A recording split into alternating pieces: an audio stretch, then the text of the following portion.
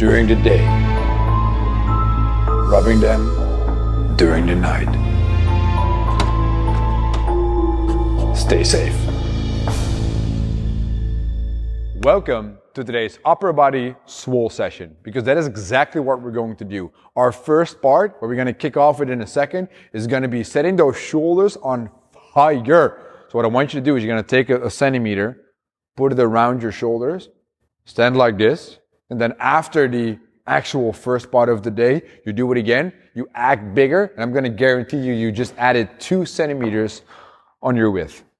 But just rounder shoulders, right? Good. Now, what we're going to do here is William's going to show you what to do, and he's going to have 2 bottles here. If you substitute the bottles for weighted objects, it needs to be light because you need to move fast. We start off slow to show you the actual movement with the qualities in there, with the front raise. Palms facing down, going there. And you can go slightly above shoulder height. That would be nice. Good, good. He's doing this raise here. Now what I want to see is on the way back, he's not going to touch the legs again. He's always going to stay clear of any other part. There's never going to get any bouncing around. Now can you show me the workout speed?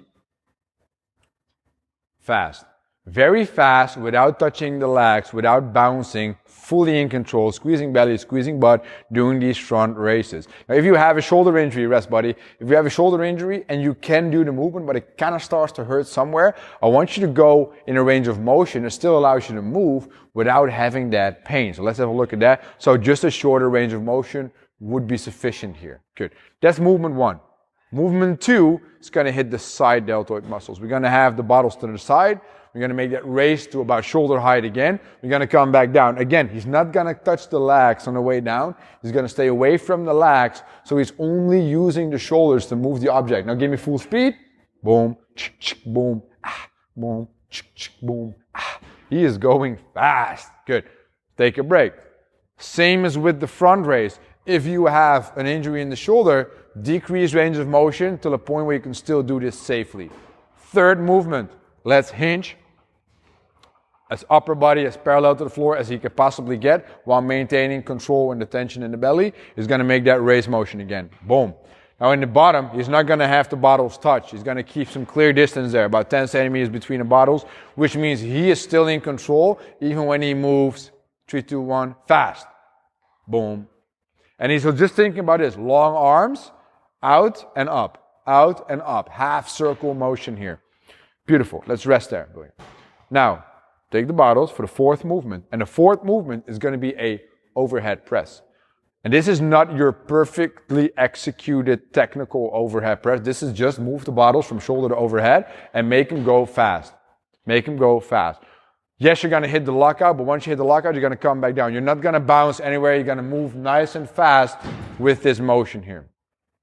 Now, let's say that he has a shoulder injury that is not going to allow him to go overhead, then I do not want you to decrease range of motion. No, you don't. You're going to have your palms facing forward, hands in front of the legs, and you're going to just make curls. Boom. Just do 2 at a time. You only got 20 seconds. There we go. And this is good speed. Not touching the shoulder on the way up, not going behind the body on the way back, keeping full control on that bicep, squeezing the hell out of that baby. That is good. We showed you 4 movements to give you bigger shoulders, right? Now put your centimeter away, right? I know you're still watching in the mirror. I need you to actually get to work to get this to happen here on the shoulders. Add that centimeter or 2 in the following fashion. It's going to be front raise, 20 seconds, 10-second break. Side raise, 20 seconds, 10-second break. Rear delt raise, 20 seconds, 10-second break. Overhead press, 20 seconds, 10-second break. 4 rounds. That is 2 full Tabata. 16 rounds of 20 and 10. William is ready to get that pump, get jacked as F. Start in 10. So again, don't touch any part of your body once you have the bottles in your hands and move with speed. Here we go. Boom. 20 seconds. Front raise. Make sure you at least go above shoulder height. Sometimes we also tend to call it peekaboo swings. We just need to keep moving. Here we go. Move faster than you think you can for the full 20 seconds. There ain't no such thing as a break here. You are just going very, very fast. Good. 10-second break, and then we move on to side lateral raises.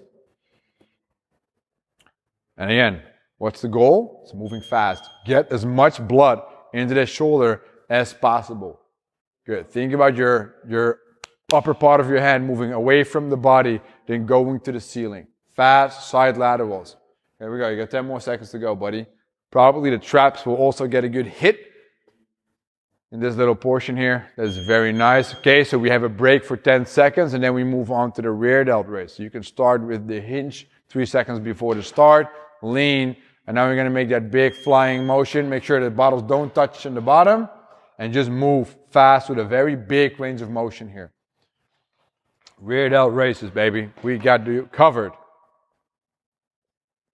That is good. This is the third of 4 movements. 5 more seconds, Will. Don't break whatsoever. 1 and break. 10 seconds.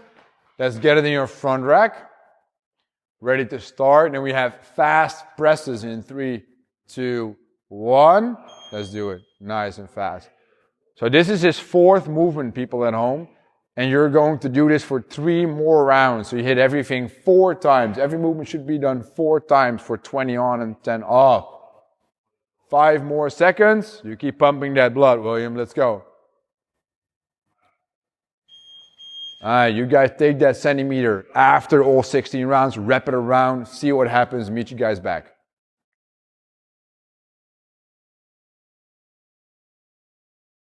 Although there's no real squatting in today's workout or in the intense portions of today's session, I do want to take some extra time to work squatting mobility. So how will you tackle mobility the easiest way? You go to a spot you're weak at and you spend some more time there, which can be the squat in this case. So I'm going to put William and you guys in a 5-minute active squat hold. Now what I'm going to say off the get-go is this is not going to be a total of 5 minutes and see how long you can sit within a 5-minute time frame. No, this is going to be a true 5-minute accumulation of sitting in a squat hold, which is very, very, very different. So I'm going to have William set up here properly. He's going to go to the bottom. He is ahead of time, which is all fine.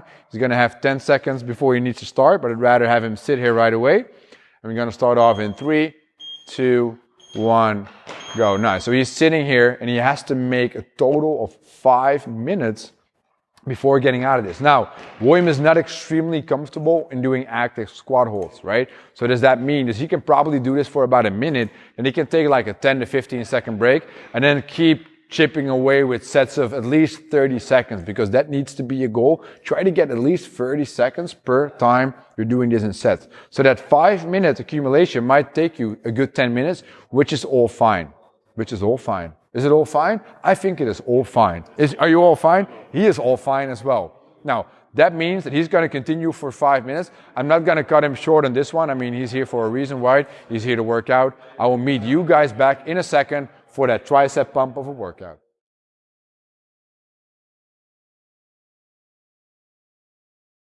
All right, so we just said 5 minutes in a squat. What we're going to do now is we're going to lit up those triceps and we're going to get some rowing work in there as well. It's going to be a great arm workout after the shoulder burning we did in the beginning. Let's get started. Even when you cannot do the extended motion with the elbow because of an injury there, we're still going to hook you up with some great movements. Now, William's going to be our demo boy again. He's going to start off with a diamond push-up. So before going into the push-up stance, this is what he's going to do with the hands. He's going to have fingers touching, thumbs touching. Make a little diamond shape with your hands, please. Now you're going to go in your regular plank here. You're going to lean forward, keep the elbows close, and press up from that push-up position. Shaboom. This is going to load up the triceps way more than a regular push-up does. Specifically, when you keep the elbows close to the body, there's lots and lots of flexion in the elbow joint, which means the tricep have to work harder than the chest does. Great diamond push-ups. You can rest there. Scaling option, because you cannot do those diamond push-ups, will be doing them on the knees. So, William, let's show me that. On the knees, beautiful, good. This is taking lots of loading off the movement by doing these on the knees, right? Very nice diamond push-up. Now let's assume, instead of scaling for level, that William has an injury, right? Like I just said, we're going to hook you up with some great movements here. So he has an elbow injury, it's in the tricep tendon or something. He's going to go in a plank on long arms, and he's going to go one at a time, raise his arms forward and come back down. That's 1 rep. Boom. That's 2 reps. He's going to focus on squeezing his butt. So we throw in some core work and some type of shoulder work here instead of hitting that tricep specifically with all that elbow flexion and extension. Nice, William. That was all for movement number 1, the diamond push-up. Movement number 2 is going to be a dip. And for that dip, we try to use any object that we have, like a couch or a chair, or maybe you have a plyo box at home. So you can even sit in the chair. You can just set yourself up. And what he's going to do is going to place his arms underneath the shoulder. He's going to keep his hips as close to the chair as possible, straight legs. He's going to sit his butt down to the floor. He's going to go back up. He's going to try to keep his legs nice and extended. He's going to find that motion there, sit down, extend up. A nice tricep isolation movement here, the dip. Here we go. Now to make this easier, he's going to push the legs up, bend the legs. Now that means he has got some more weight on his actual legs than only in the arms and the triceps, making it a tiny bit easier. Now this might feel very awkward on the shoulders, so let's show an injury option for people that either have that tendonitis in the elbow that's going to hit the tricep there, but maybe also because it feels painful in the shoulder in that external rotated position, is we're going to do the non-moving crab walk, so the crab stand. Boom. Isn't this beautiful? And I'm going to count it out. It's going to be 1, 2, 3, 4. This is going to load up the triceps enormously, but because we can place the hands to the outside instead of in that rotated position, it feels a bit nicer on the actual shoulder. That's movement number 2. Movement number 3, more triceps, is going to be a band push down. You take that band, you wrap it around your neck. You're going to start with the elbows in your side, 90-degree angle off the elbow, tension on the band. From there, pinky is pointing down. You're going to point that pinky down all the way back, come back to the same spot. Boom. Now you want to keep tension on that band throughout the movement. Oh, he's going to even load it up even more. Boom. He wants the tricep to work.